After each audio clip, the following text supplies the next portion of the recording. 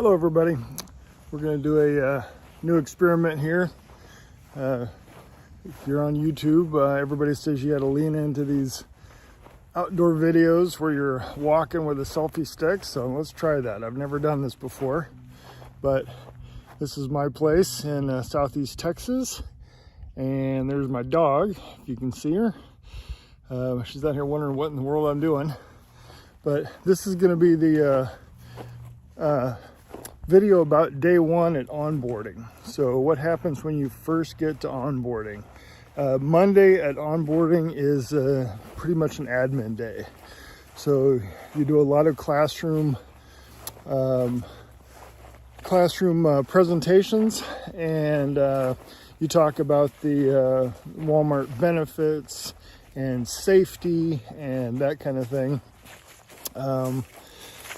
So it's about half the day is spent in the classroom going over, of course you'll have a drug test early in the morning, and just go over some basic welcome to Walmart kind of things. And so we had a safety officer that came in and gave us a really thorough briefing on what to do and what not to do to keep our jobs at Walmart.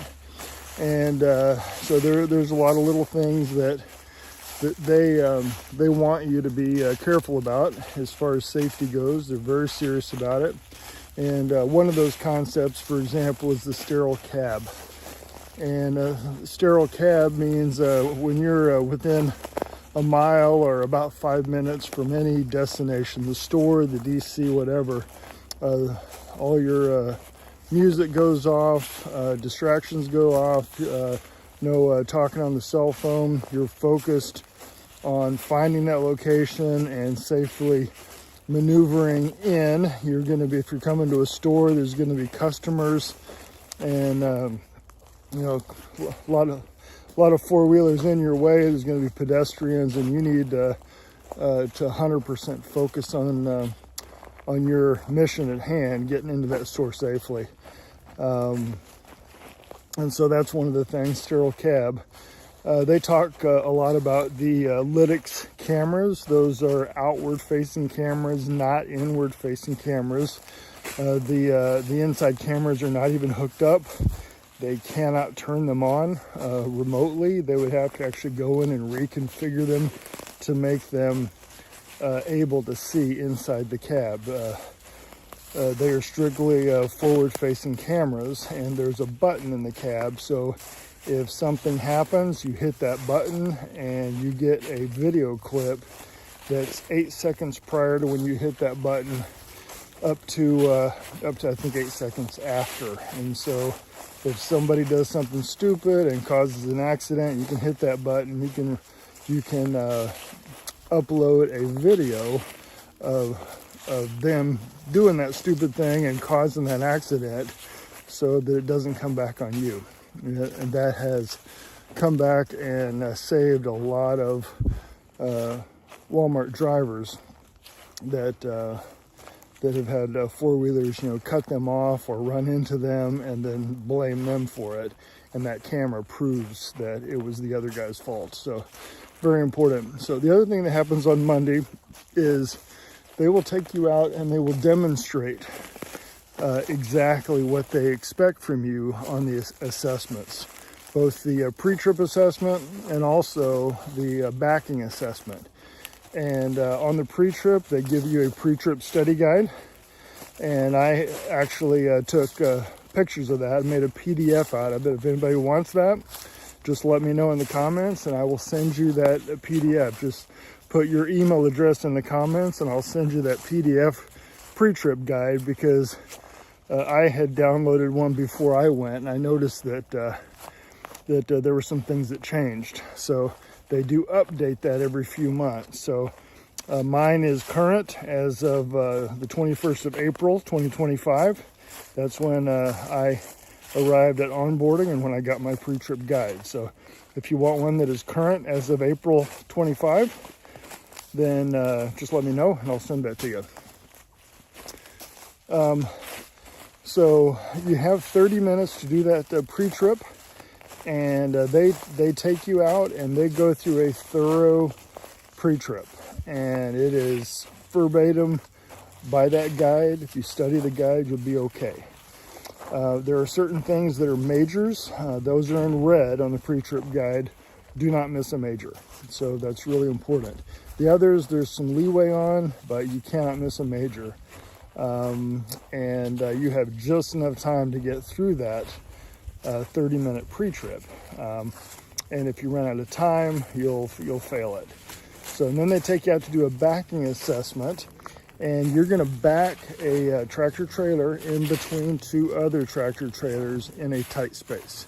So the course is laid out very tight so that you really have to pay attention to the way they tell you to do it. They're going to demonstrate it for you, and they'll tell you you can get it in there any way you want to get it in there, but they will recommend doing it their way, and I recommend it as well because it is tight and there's a certain way that they recommend doing it. If you do it that way, it goes in perfect every time. So I had no trouble with the backing. There were some other guys that tried to do it their own way, and they failed the backing, and they did not get hired because of the backing. Nobody failed because of the pre-trip. In fact, I was studying the pre-trip guide, and several instructors came up and said, "Hey, don't worry about this. This is not a big deal. This is the least. The pre-trip is actually the least of the three assessments as far as the weight of getting hired. So you won't be more than likely you're not going to fail onboarding because you failed the pre-trip. It's more than likely going to be the backing. I actually failed one of the driving assessments, and I'll tell you a little bit about what that happened. So I said in another video that I was actually going home from onboarding on Friday because the graduation on Thursday, I did not get to participate because I had to come back for a second chance on Friday. And there were three of us that had to come back for a second chance for various reasons. And so what happened was, on the very first day, on Tuesday, the first day that the assessments counted, I was on the driving route, and we came up to a red light where we were going to make a left-hand turn. And in that area of Dallas, this is in Garland, Texas, which is the east side of Dallas, there are left turn signals where on that turn signal there are two red arrows to the left. And there's multiple lanes of traffic going each way. And not being familiar with that area, I interpreted those two left red arrows as there was going to be two left turn lanes. And as it turned out, there was only one left turn lane. And after the fact, I learned that there's a lot of intersections in Garland, Texas, where there's those stoplights. There's only one left turn lane, but there's two red arrows on that signal light. And there's not any signs. There's not any marks on the pavement. If there are, I never saw any marks. If there was so much traffic, they were covering the marks. So there was no indication whatsoever that there was only one turn lane. It looked to me like there should be two. And so I got in the rightmost left turn lane so that I could turn wide and make a left turn lane like a semi-truck should. And I didn't realize until I was in the intersection that I was not in a turn lane. And I made the decision to continue straight. And that put me out of route. And technically that meant I wasn't following directions. And so I failed that first driving assessment. So I challenged it, went and talked to the instructor, said, had I made that left-hand turn from the wrong lane, you could have failed me for doing that. But I chose to do the safe thing, and I went straight instead of turning and confusing the other traffic.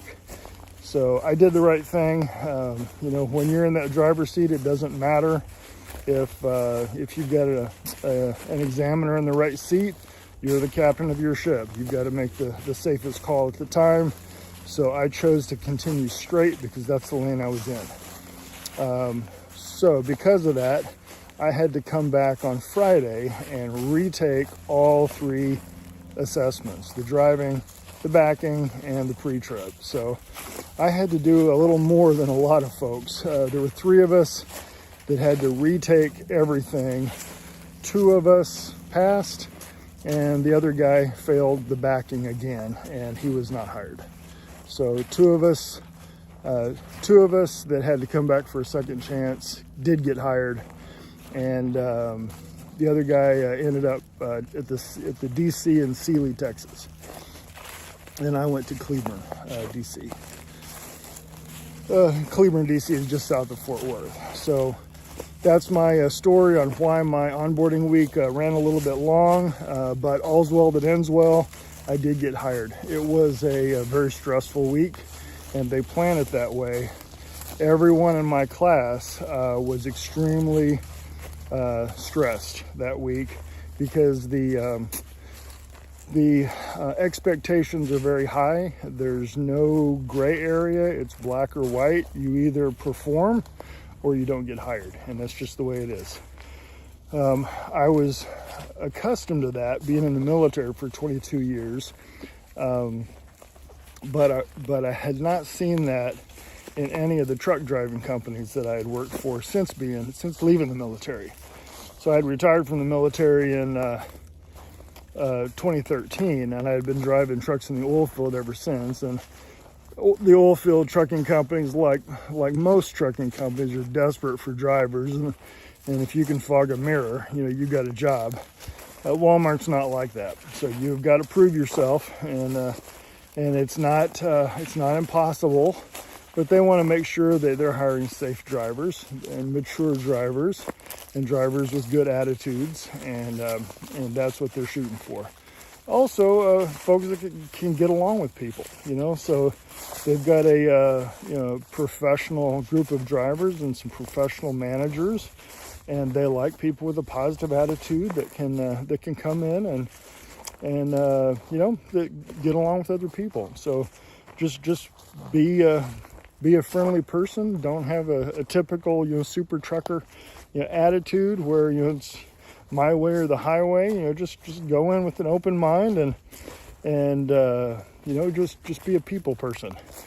And so understand you're coming into a corporate environment, and you gotta do a little more. You gotta have a few more people skills than a typical truck driving job. So if you can handle that, then they're gonna love you, and you're gonna set yourself apart from the typical truck driver. So here's my dog on the trail here out behind my house, and she's probably on a scent somewhere, and she wouldn't hurt a fly if she caught it, but she likes to come out here and chase stuff. So anyway, I am still down because my back is out. Right now I'm upright and walking. As soon as I sit down, my back pinches a nerve, and I'm pretty much bent over at the waist, and I have a walker that I deal with. But as long as I don't sit down in the morning, I can get out and walk a little bit, and I can walk upright. And so that's what I'm doing, getting out here and making a little video before I sit down, because as soon as I do, my back's going to be locked up the rest of the day. So the surgery is scheduled for the 29th of October, and we are on short-term disability. It's been approved. I'm getting 75% of my average daily pay, so we can survive financially while we go through this medical crisis that we have going on. Because if this had happened in the oil field and I had to have any kind of a surgery that put me out of commission for a while, we wouldn't be getting paid at all. And we have good insurance from the military, but to be out of work for maybe up to 3 or 4 months Doc said it might take up to 2 to 3 months to recover from the surgery. And so it's possible that it could be December, January timeframe before he clears me to go back to work. So I would like to get back to work as soon as possible, but it all depends on how quickly my back heals up. So that's where I'm at right now. I'm at home. I've been home since the 21st of September, and several of you have asked for updates on my upcoming surgery. So there it is. I'm less than 2 weeks out from the surgery. I had a pre-operative appointment this week to talk about, kind of screen me for any kind of infections and things, and kind of give me some information about what the surgery is going to be like and the recovery. And we're going to get through it. We're going to get recovered and get back to work as soon as possible. So if anybody has any questions, let me know in the comments. If you want a copy of that pre-trip PDF, let me know and I'll send that to you. And if anybody wants to apply to come to work at Walmart and you need a referral, because it's really important to have someone vouch for you, just use my name on your application. That's Rob Bolton. And put my driver number at 79036. And in order to find that application, you go to drive4walmart.com, drive4walmart.com, and that will open up the transportation jobs.